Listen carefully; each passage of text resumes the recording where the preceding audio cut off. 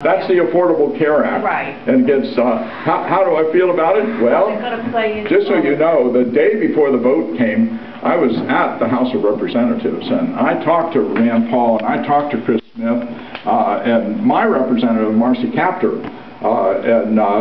Marcy Kaptur, I could see her in her office. She was about as far away from me as you are, but she wouldn't see me. I gave her my card. I was chairman of pediatrics and neonatology at one of her hospitals, but she wouldn't see me. And I said, well, I'll go to the cafeteria. Here's my cell number. I'll come back anytime today, anytime tomorrow. If she'll just see me, just say hi to me. Let me say hi to her. But she wouldn't see me. She was one of the key votes. That's but I couldn't get to her. How do I think about it? It's socialized medicine, and it's run by a committee. And if you take dialysis, anybody in this United States can get dialysis now, provided that they fulfill certain numbers, like how high the BUN is, or how high the creatinine is, or something like that. And if they get dialyzed, they can't get the second dialysis till they fulfill the Medicare rule. But there's no age limit. Well, what about in England? No one over the age of 55 gets dialysis. Yeah, nobody over the age of 55 gets dialysis. But in England, in brain death, no one gets recording of brainwave testing. I mean, that was what the BBC documentary that I participated in was all about. Are the donors really dead? The BBC went around the world and interviewed people like me who had interest in it, and then presented the documentary, Are the Donors Really Dead? Everybody who worked on it got fired. They all lost their job. And the people were in the streets the next day tearing up their donor card. Because are the donors really dead? No. Can't be dead. If you're really dead, there are essentially no organs you can transplant. Do you think the Pope didn't know what he was talking about when he said individual vital organs cannot be extracted except ex cadavere? Do you think that Pope John Paul didn't know what he was talking about when he was saying vital organs that occur singly in the body cannot be taken except after true death? And then Pope John Paul II even went on and said, because the obvious is so, if you did that, you'd kill them. You think they don't know what they're talking about? Of course they know what they're talking about. God bless you, man. Of course they know what they're talking about. Ex cadavere, from a dead body.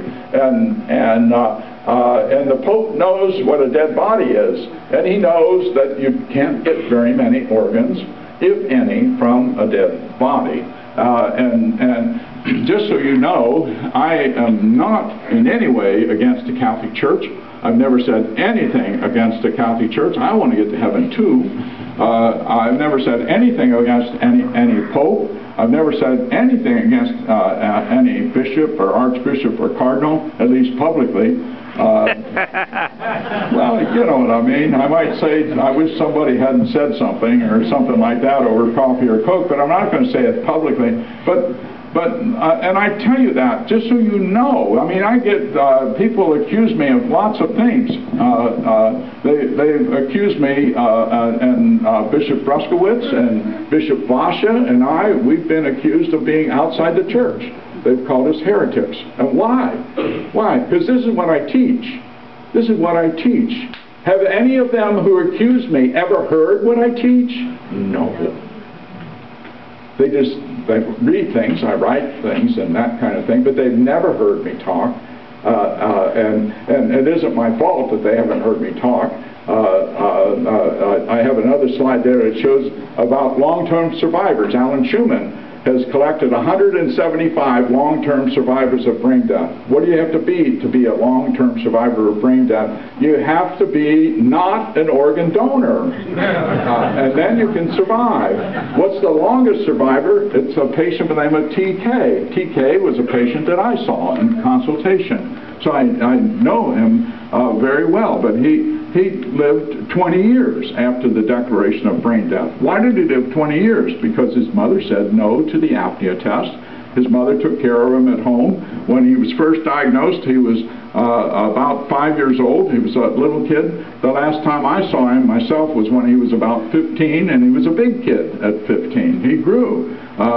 during that time. People who are called brain dead, they aren't dead, and they continue to live as long as you don't do something to kill them. If you're going to cut out their organs, they're going to become dead. It's the action that follows the declaration of brain death that makes them become dead. Anyway, should I stop? I think we've run out of time here. I think if there's any other questions you could ask the doctor.